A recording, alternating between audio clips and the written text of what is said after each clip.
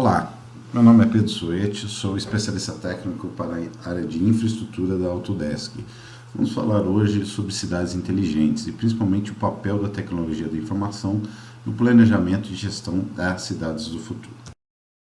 Primeiramente, vou mostrar aqui para vocês um pequeno vídeo da Autodesk mostrando que os nossos clientes fizeram no ano passado.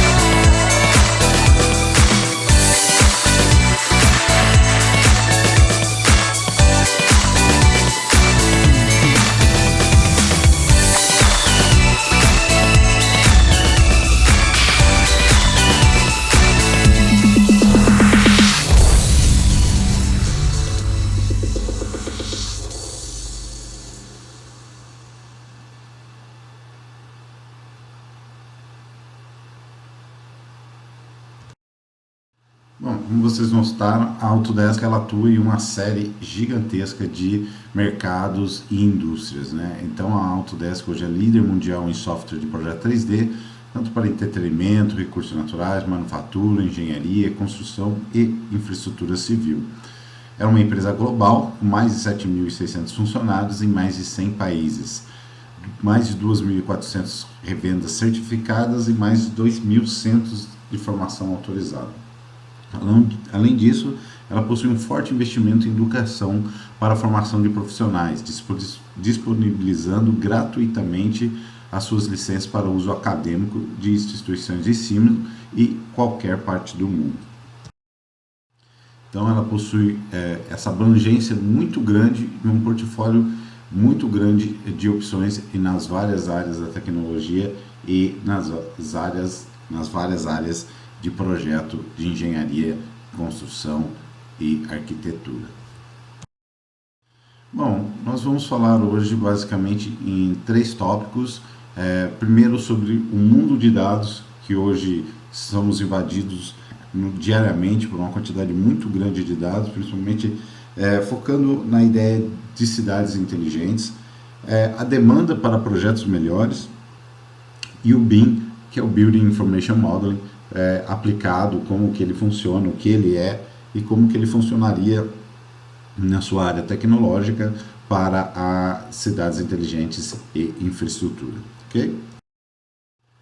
Bom, primeiro vamos falar um pouco sobre esse mundo de dados que hoje possuímos, principalmente as cidades, elas geram uma quantidade de dados muito grande e nós vamos separar em 3 partes. São os dados gerados a partir de informações que a cidade cria a partir de seus equipamentos, depois informações que ela possui ao longo do tempo e informações que são criadas pelas pessoas, pela internet, pelas outras organizações que não são nem um pouco ligadas com essas prefeituras, com essas cidades.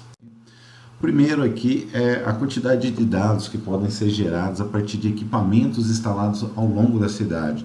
Não só equipamentos físicos, como os medidores de condições ambientais ou semáforos inteligentes, centros de verificação de controle com câmeras espalhadas pelas cidades e câmeras inteligentes como essa daqui da direita inferior, onde eu tenho contagem de veículos automatizada, tenho contagem de pedestres automatizada, mas também equipamentos que podem ser instalados na rede de veículos da própria prefeitura, os ônibus, para medir não só as condições do tráfego, mas também devolver para a população e saber aonde que estão o ônibus, que horas que ele pode chegar no meu ponto, etc. e tal. Tempo médio de viagem e tudo mais, além de equipamentos que você pode adquirir como drone e fazer verificações periódicas de regiões da sua cidade, locais, bairros, para verificar construções, aumento populacional, demolições, uma série de coisas que a cidade é um item mutante, ela vai se alterando ao longo do tempo e você precisa ter essa informação atualizada o mais precisa possível e na data mais próxima possível. Temos aqui também um outro exemplo que é a construção de informação ao longo do tempo na cidade. E a gente pode falar aqui que é ao longo de muitos anos, décadas e até séculos. E são as informações geográficas. O sistema de informação geográfica, o SIG, ele pode adquirir níveis de maturação muito altos se você tem um controle e um entendimento de todas as múltiplas coisas que estão acontecendo e que são inseridas dentro da cidade, desde controle de pesquisa, solos, cobertura, área úmida, várzea, zoneamento, parcelamento da cidade, base rodoviária, ruas, avenidas, semafóricas, de utilidades. Então todas essas camadas podem ser adicionadas, sobrepondo e criando uma grande base de informação que é associada com aquela outra informação que vem dos equipamentos. Eu possuo um nível de maturação de informação muito grande na minha cidade.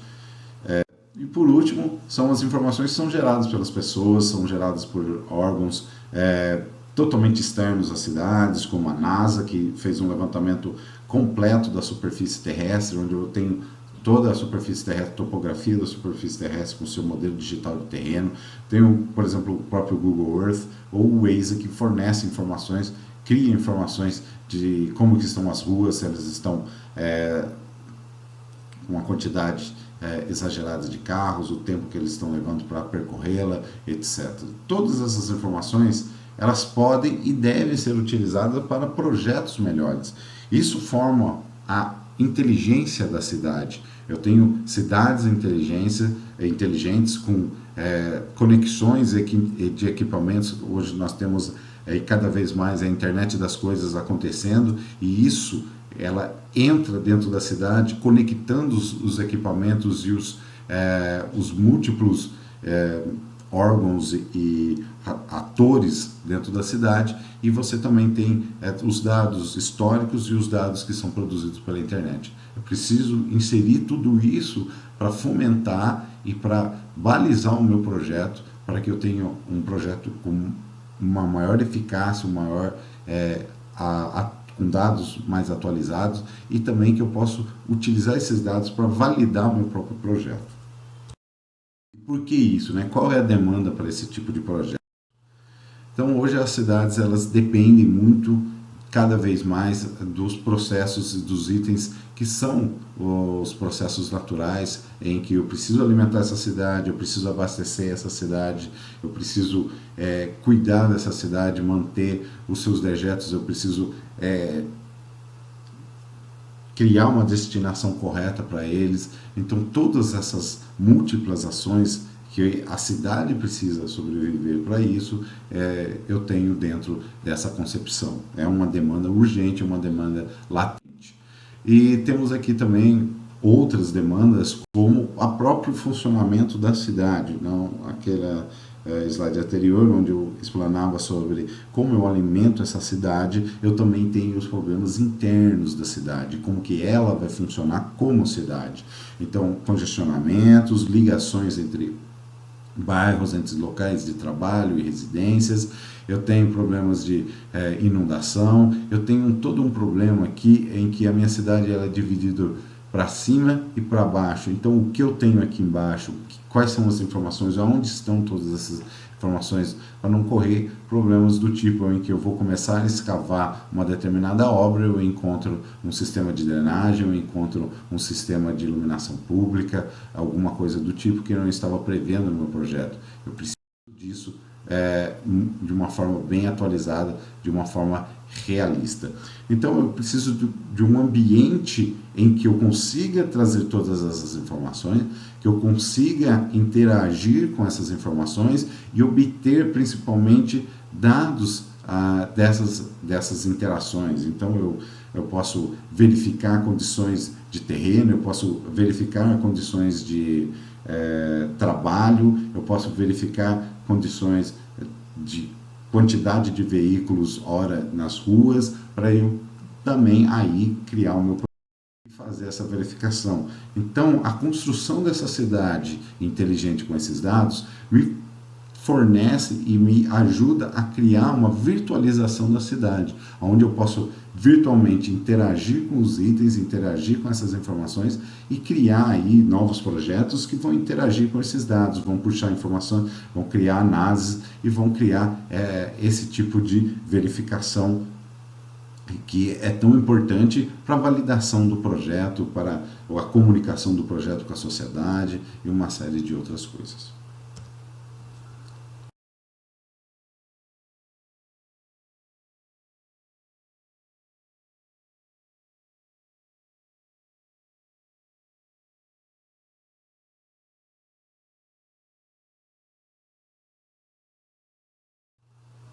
Então, a demanda que eu tenho por uma cidade melhor, onde as pessoas estão cada vez mais ligadas com a cidade, ligadas com as suas alterações, onde eu preciso abastecer essa cidade, eu tenho essa tríplice aliança onde eu tenho que criar um meio em que o meio ambiente, a economia e a sociedade criem um projeto sustentável e um projeto em que eu consiga representar ele de uma forma única e direta.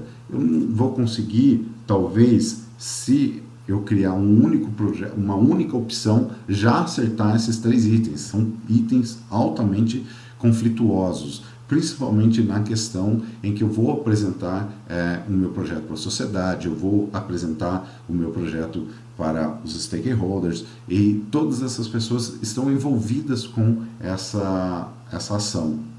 Se eu não obtiver informação, dados realísticos, poder do software de criar múltiplas análises e múltiplas opções de projeto, eu dificilmente, eu diria quase que impossível, conseguiria complementar esses 3 itens.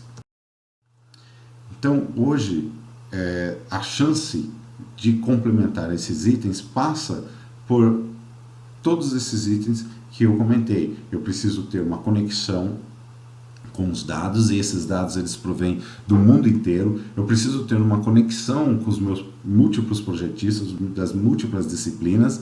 Eu preciso ter computação, alto poder de computação. Por quê? Porque são muitos dados, uma quantidade gigantesca de informação que é gerada todo dia. E eu preciso corroborar todos os meus múltiplas opções de projetos com essas informações, analisar, criar estatísticas, criar possibilidades, criar alternativas. E isso só é possível hoje, com o avanço tecnológico, com o Cloud Computing. É onde eu consigo utilizar o poder da nuvem, da computação pela nuvem, para fazer essas análises e me retornar as opções e os múltiplos critérios analisados, se são validados ou não. Então, eu preciso de um software que reúna tudo isso ao mesmo tempo, que eu reúna a informação, que reúna a possibilidade de usar essa informação e analisar as opções, que me reúna a possibilidade de eu criar múltiplas opções, que reúna também a possibilidade de conectar esse meu projeto com a nuvem e processar essas opções dentro da nuvem, e que também que eu me comunique com as múltiplas disciplinas de uma forma fácil e de uma forma direta. Então, a proposta da Autodesk para isso é sair do momento de documentação, onde eu tenho softwares de desenho, softwares que vão me documentar muito bem o meu projeto, mas que eles não vão criar uma otimização do projeto. Então vamos mover de softwares de desenho para softwares de projeto. Esses softwares de projeto me vão possibilitar a utilização desses dados, a utilização dessas informações que estão na nuvem, a utilização de processamento na nuvem, a comunicação entre as multidisciplinas e de uma forma muito mais precisa e interativa. A Autodesk ela que se iniciou dentro desse processo onde que ela começou criando uma ruptura no mercado onde as pessoas utilizavam pranchetas e passaram a utilizar sistemas CAD, exatamente o AutoCAD, e esses sistemas CAD que nada mais é desenho auxiliado por computador. Então, é somente um auxílio do desenho a partir de um computador. A partir do momento em que eu tenho uma condição computacional, tecnológica, que consiga ampliar esse conceito, é o momento em que estamos vivendo há uns 6, 7 anos, em que eu tenho a otimização e o processo baseado no projeto como ponto central e não a documentação. A documentação é resultado dessa otimização. E além disso, nós evoluímos para uma nova etapa em que todos esses elementos, softwares, eles precisam estar conectados. Não só conectados entre as pessoas, mas conectados com o poder da nuvem, com o poder de adquirir informações em múltiplos locais e com o poder de análise amplificado, principalmente por essa conexão entre os múltiplos elementos. E a resposta exatamente para essa junção de projeto, conectividade, opções de trabalho, é o BIM, que nós chamamos aqui, que é um acrônimo em inglês, de Building Information Modeling, ou a modelagem da informação da construção. E o Brasil já tem procurado essas soluções. Há muito tempo já tem trabalhado com isso e cada vez mais tem ampliado essa procura. Mas por que o uso do BIM? E o porquê do uso de softwares de projeto em vez de softwares de desenho? Porque o uso de softwares que me conectam à nuvem, que me conectam entre as múltiplas disciplinas e engenharias e arquitetura. Existe um número, esse número de 30%, que ele é uma constante dentro dessa pesquisa do porquê. Primeiro que diversas fontes estatísticas indicam que cerca de 30% do dinheiro investido na construção é atualmente desperdiçado na obra. E a obra que eu falo aqui é desde a minha concepção até o meu projeto final. Desde a construção final, a colocação do último tijolo na minha obra. Então, 30% é um número muito alto de desperdício em dinheiro. Se vamos falar em obras de infraestrutura, que são sempre na casa de milhões e até bilhões, esse valor de 30% é uma economia razoável se eu conseguir um processo melhor que me mitigue esse gasto. Segundo o relatório da CMAA Industry Report de 2007, é importante gravar esse número, esse ano de 2007, que foi onde começou realmente uma grande mudança no mercado, no sentido de se aplicar uma condição melhor de projeto. 30% dos empreendimentos não cumprem com o cronograma ou com o orçamento. E esse é um dado mundial. Talvez em alguns locais, como o Brasil, em alguns locais do Brasil, esse número é muito maior. E aqui um outro dado muito interessante, que é o índice de produtividade dos produtos manufaturados, como os carros, cadeiras, etc. e tal, desde 1964 até 2003. E aí 2003 também entra dentro daquele período em que ainda estou atuando com softwares de desenho e começando a me mexer com softwares de projeto. Enquanto que a indústria de manufatura teve um índice de produtividade crescente desde 1964, a construção, ela, pelo contrário, teve um índice decrescente de produtividade ao longo dos tempos. Então, isso mostra que a manufatura encontrou uma maneira de ser mais produtivo, mas a construção não. Então, quando se olha esses números, quando se pensa, e esse é o BIM, né? Então, foi proposto a partir de 2008 a utilização desde 2003, na verdade, começou a existir softwares e tecnologia suficiente para aplicar a metodologia de trabalho BIM, que se baseia, além de softwares, também em processos. Esses processos que são muito aderentes à tecnologia, então a tecnologia ela é mutante ao longo do tempo. Então, em 2013 eu tinha um cenário tecnológico, hoje, em 2015, eu tenho outro cenário tecnológico, mas o processo se adequa a esse cenário tecnológico, eu consigo ter mais produtividade. Esse é um relatório da Ernst Young, lançado há 2 meses atrás, onde ele mostra exatamente isso com as empresas que foram mais produtivas no setor da engenharia e da construção, quais são os itens que eles acham que mais alavancam a sua produtividade. E foi citado claramente, tanto em planejamento quanto em melhorias de projeto, que são os itens que mais alavancam a produtividade dessas empresas. E dentro desses itens de planejamento e melhorias de projeto está a aplicação dos softwares do tipo BIM, que é exatamente essa a ideia, porque eles viram aqueles valores e começaram a trabalhar e começaram a utilizar essas metodologias, a utilizar softwares do tipo BIM, e eles começaram a entender que sim, o BIM é uma alavanca grande de produtividade. Então, quase 100% dos entrevistados citaram que o planejamento e empreendimento é algo fundamental para alavancar o projeto, a produtividade, e 100% de todos os entrevistados falaram que a melhorias de projeto é a maior alavanca de produtividade. E a aplicação de software BIM está totalmente relacionada a isso. Então, isso daqui já é um mercado reconhecendo a utilidade dessa aplicação. Então, mudar todo aquele quadro, como já é percebido pela própria, por essas empresas produtivas, é a necessidade, é o BIM que é a solução.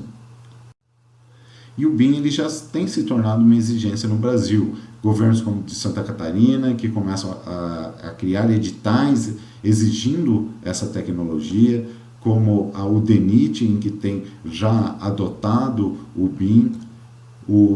Alguns deputados já estão se movimentando para mudar a lei de licitações para exigir projetos sendo feitos dentro dessa metodologia, e além de uma série de outras obras e empreendimentos que têm utilizado essa tecnologia, como os estádios da Copa ou as obras para as Olimpíadas. Então vamos falar um pouco sobre as novas formas de se projetar a infraestrutura. Então, o que é mais fácil de ser entendido? Do lado direito eu tenho um vídeo onde o meu projeto foi feito e executado dentro desse novo sistema, dentro de um software que utiliza a base BIM, e do meu lado esquerdo um projeto, esse projeto é feito e executado dentro das normas e convenções de apresentação de engenharia. E aqui é um ponto fundamental, talvez nesse primeiro momento de concepção do projeto, eu não preciso dessas normas de apresentação, porque esse primeiro momento eu estou apresentando para uma série de pessoas, uma série de órgãos e níveis de atuação, e que talvez não tenham o conhecimento apropriado de um projeto, de uma apresentação típica de engenharia. E não só isso, o entendimento do próprio projetista no nível de concepção é muito maior quando tem um ambiente intuitivo e que utiliza aqueles dados como base para fazer o meu projeto. Então, dentro desse ciclo de vida, dentro do BIM, ele trabalha com um ciclo de vida que parte desde a concepção, do projeto preliminar, do projeto executivo, a construção, a operação e manutenção. Vamos dar uma olhada em alguns desses itens, né? Em cada momento deles, o BIM é representativo com um tipo de tecnologia, como eu tinha dito, na concepção, onde eu não preciso me ater exatamente com as condições de projeto e de apresentação de projeto de engenharia. Já no projeto preliminar eu já preciso ter alguma coisa disso, no projeto executivo, na construção eu já preciso de outro tipo de tecnologia, e na operação e manutenção outro tipo de tecnologia. E principalmente todos esses itens, ele tem que ter uma interoperabilidade suave. Isso é, eu passo da concepção para o projeto preliminar, para o projeto executivo, a construção e a operação e manutenção de uma forma singular, de uma forma única. Okay? Então, o uso coerente de dados com múltiplas análises. Essa é a proposta de um primeiro momento de concepção do projeto, que eu consigo utilizar todos aqueles dados que foram adquiridos das múltiplas plataformas e dos múltiplos meios de uma forma interativa, de uma forma útil e que eu consiga criar múltiplas análises em cima disto. Okay? Então, tenho aqui um primeiro exemplo onde eu utilizo essa base de dados, que provém, por exemplo, de dados SIG, né, de Sistema de Informação Geográfica, onde eu vou importar essas informações dentro desse ambiente, desse software de projeto. Então, dentro daqui eu posso importar a minha imagem, eu posso importar a minha superfície, eu posso também importar aqui as edificações, e essas edificações, porventura, se elas têm alguma configuração baseada dentro desse SIG que está associada a um banco de dados, como, por exemplo, alturas dessas edificações, eu consigo associar rapidamente e quando ele importar, ele já vai importar com as alturas verificadas. E aqui eu posso importar as ruas e começar a criar algumas coisas em cima disso aqui. Então, por exemplo, eu vou criar aqui um projeto de um túnel. Esse túnel vai passar por baixo dessas duas avenidas e a partir daqui do momento eu vou clicando, eu vou ajustando, eu vou alterando o meu tipo de rua, o meu tipo de túnel, mas isso daqui não é só um desenho para eu criar uma apresentação, isso daqui são com dados reais, dados obtidos a partir daquelas informações. Então aqui todas as informações são relacionadas com coordenadas, com alturas, eu posso retirar informações de corte, eu posso retirar informações de quantidade de concreto, quantidade de drenagem, eu posso uma série de informações que não são fáceis de obter quando eu estou fazendo um desenho em um software de desenho. Eu só estou projetando, na verdade eu estou desenhando. Aqui não, eu estou realmente projetando dentro de um ambiente em contexto, onde eu tenho as informações em contexto, atualizadas a partir do tipo de dado que eu obtive de uma forma rápida e interrelacionada. Então eu consigo criar opções de projeto, então um viaduto, eu consigo criar depois um túnel, e eu posso mostrar isso para a população. Eu tenho essa opção com esse quantitativo, com esse custo, eu tenho essa outra opção com esse quantitativo e com esse outro custo. E com ferramentas que me dão esse retorno imediato. Além disso, podemos ter alguns outros tipos de interação dentro do InfraWorks. Como nesse caso aqui, onde eu posso desenhar toda uma intersecção e obedecendo as regras de engenharia, não somente as regras de apresentação. Então eu posso incluir raios, eu posso incluir perfil. Então no perfil eu tenho as condições de projeto típicas de projetos de estradas, onde eu posso incluir, por exemplo, uma ponte, eu posso incluir algum objeto que é do mundo real, mas de uma forma muito mais simples, uma forma muito mais funcional. Vocês podem ver aqui nesse caso que eu tenho um ponto ali de intersecção e que eu vou incluir um raio. Esse raio é um raio mínimo, dependendo da velocidade, e depois eu posso aumentar esse raio. Então, de uma forma bem simples, eu posso trabalhar dentro do software. Além disso, eu posso fazer estudos de insolação. Então, por exemplo, aqui eu estou mudando a data e a hora do sol, eu posso incluir, aumentar a quantidade de nuvens e posso criar animações de uma forma bem rápida. Então eu seleciono um trecho aqui do meu projeto e eu começo a fazer essa animação. Um detalhe, como eu disse, que o portfólio da Autodesk é muito amplo, tem uma série de softwares tanto de entretenimento, mas esses softwares também acabam ajudando o nosso time de engenharia, criando a possibilidade, num caso de uma animação dessa, eu conseguir mudar alguns parâmetros da animação e ele automaticamente, durante a animação, ele altera essa visualização. Uma coisa muito impactante e que ajuda e dá muita produtividade na hora de um projeto desse tipo. Eu posso fazer análises de drenagem, por exemplo, eu tenho aqui uma avenida e eu quero fazer análise de toda a drenagem dos pontos baixos. Aqui ele já calcula as bacias, que são os pontos de influência, e me dá uma solução para aquela situação. E nessa solução ele já me dá o seu diâmetro para a vazão dessa bacia, eu consigo inserir as características hidrográficas, hidrológicas desse bueiro e da bacia também, e consigo fazer algumas alterações. Se eu quiser mudar, por exemplo, a característica de um tubo com um diâmetro, com uma duela, que é uma seção quadrada, de uma maneira muito rápida e muito fácil. Então isso me permite avançar ainda mais dentro do meu projeto conceitual e também com quantidades. Então eu tenho quantidades aqui de terraplanagem, eu tenho quantidade de pavimento, eu tenho quantidades de drenagem, eu tenho uma série de quantidades que vão compor o meu projeto e vão compor a solução que eu estou propondo de uma forma muito mais visual, em contexto, com dados locais, reais, atualizados e com quantitativos que são resumos e baseados no meu orçamento. Além disso, eu posso buscar essas informações na internet. Então, aqui nesse caso, eu vou digitar a cidade de Salvador e eu vou selecionar um pequeno trecho da cidade, e nesse trecho eu vou pedir para que o software busque na internet informações de ruas, informações de superfície, informações de imagem, informações de áreas molhadas, uma série de informações que vão ajudar a eu criar uma proposição de projeto. E além disso, ele tem a possibilidade de inserir uma série de dados de outros locais, né, como a imagem tridimensional desse estádio, ou se eu quiser fazer agora, por exemplo, uma alteração nessa avenida, uma avenida duplicada, eu posso de uma maneira muito simples.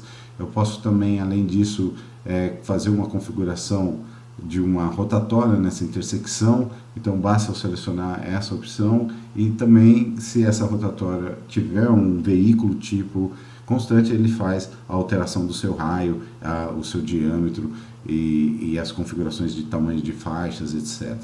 Então isso daí, de uma maneira muito rápida, muito fácil, eu consigo simular opções.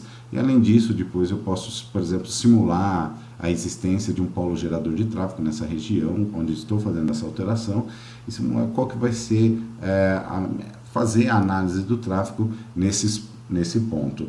Então, de uma forma muito simples e facilitada, eu consigo criar isso, né? Vou simular aqui sem essa opção, sem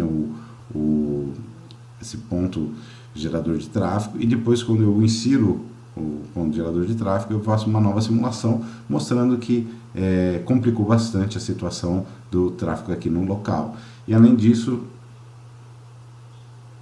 eu consigo criar uma animação e uma visualização desse tráfego de uma forma muito simples e muito rápida.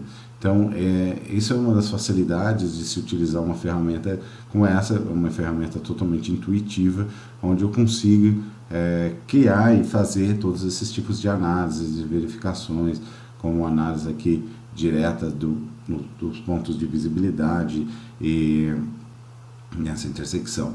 Além disso, como eu tenho todos esses dados e informações de superfície, eu posso gerar uma série de simulações para verificar encostas, verificar pontos de alagamento, verificar zonas de impacto, zoneamento ambiental, uma série de opções que visualmente eu consigo criar e extrair do meu modelo. Então, conforme eu for agregando dados e informações, como tubos, etc. e tal, eu consigo associar e criar esses modelos, esses mapas, mostrando ainda mais, entendendo mais como ele está funcionando. E isso eu posso utilizar, por exemplo, uma análise de inundação num trecho, onde vai ser feita uma interferência, e essa interferência vai prejudicar um córrego existente. e eu posso analisar qual vai ser o impacto dessa interferência naquele córrego com a pior chuva do último ano e ver se aquilo vai gerar uma área de alagamento ou não. E ele vai fazer essa simulação de uma maneira muito simples, rápida, e vai me mostrar aqui as consequências, como que isso está acontecendo dentro do meu modelo totalmente em contexto. Ok? Então, partindo aqui para a próxima etapa, no projeto executivo, onde eu já me preocupo com a apresentação, com o modo em que eu vou entregar isso daí, eu posso avançar ainda mais no levantamento de dados, nas análises, a geração de quantitativos, nos entregáveis e a própria visualização. Então, eu tenho um ambiente totalmente interativo, onde as criações são dinâmicas e o mais importante, aquele mesmo modelo que está tridimensional, aparecendo com aquelas características de apresentação, ele é importado para dentro do software e já é traduzido para a maneira em que os projetos de engenharia geralmente são entregues e dentro de padrões, e aqui padrões nacionais de configurações de camadas, de linhas, de textos e tudo mais, onde os templates fazem parte do projeto e também as suas regras. Então, se eu tenho uma rodovia, eu tenho uma velocidade associada, essa velocidade ela tem um raio, esse raio ele tem que ser respeitado, então se eu não respeitar, ele vai me avisar conforme a página tal do livro de normas que corresponde a um projeto desse tipo. Então, de uma maneira bem simples, eu posso ir criando todas as informações e criando essas interações e a modelagem do meu projeto, já aqui agora num ambiente de entrega final do meu projeto, um projeto executivo onde eu avanço nos detalhes desse projeto. No momento de construção, eu tenho outras opções, outros modos, outras aplicações para essas ferramentas e para o meu modelo. Então, por exemplo, no momento de construção ou pré-construção, eu tenho que pegar o meu projeto executivo, alinhar todas as disciplinas em um único ponto, em um único local e fazer uma série de análise, por exemplo, de análise de interferência. Então, eu quero saber se, por exemplo, a minha drenagem projetada está impactando com o sistema de esgotamento daquela região.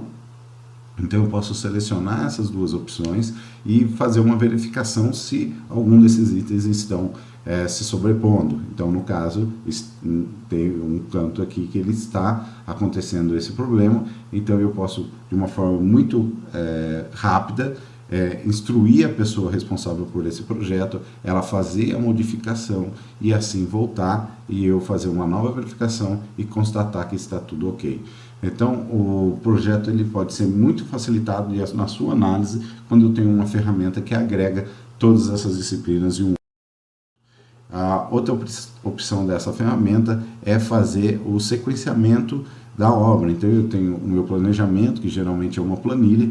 Aquela planilha eu posso colocar ela dentro do meu modelo, associando os itens que previamente estão dentro da planilha ao modelo com a sua data de início e sua data de término. Então, eu consigo aqui verificar se o meu planejamento está coerente com a construção, porque ele gera a virtualização dessa construção e assim mitigando algum possível problema e erro de planejamento, além de fazer o próprio acompanhamento da obra, que é onde eu tenho uma data, então eu vou acompanhar, vou saber se aquela obra está sendo executada no tempo certo, no momento correto e tudo mais. Então, uma ferramenta dessa é muito importante para o planejamento e também o acompanhamento da própria obra em si. No momento de operação e manutenção, eu vou ter mais algumas coisas que eu posso inserir dentro do meu modelo. Então, eu vou ter uma operação inteligente, uma coordenação inteligente e também uma renovação simplificada, além de ter o as-built totalmente completo. Essa renovação ela pode ser feita a partir do modelo em que, em algum momento, eu perceba que aquela situação já não comporta mais a atual demanda. Então, de uma forma muito facilitada, o software ele lê e ele tem um módulo especial para ler dados, por exemplo, de laser scanning ou a partir de fotos, onde eu consigo visualizar todo o meu projeto construído e corroborar dentro do meu modelo e saber se o mesmo foi construído de forma correta ou se eu preciso fazer alguma alteração, e assim eu tenho um as-built inteligente e totalmente entregado ao modelo. Então esse é um grande fator que ajuda no controle da obra, mas também ajuda no meu finalmente, quando eu entrego essa obra. Além disso, temos a colaboração em nuvem.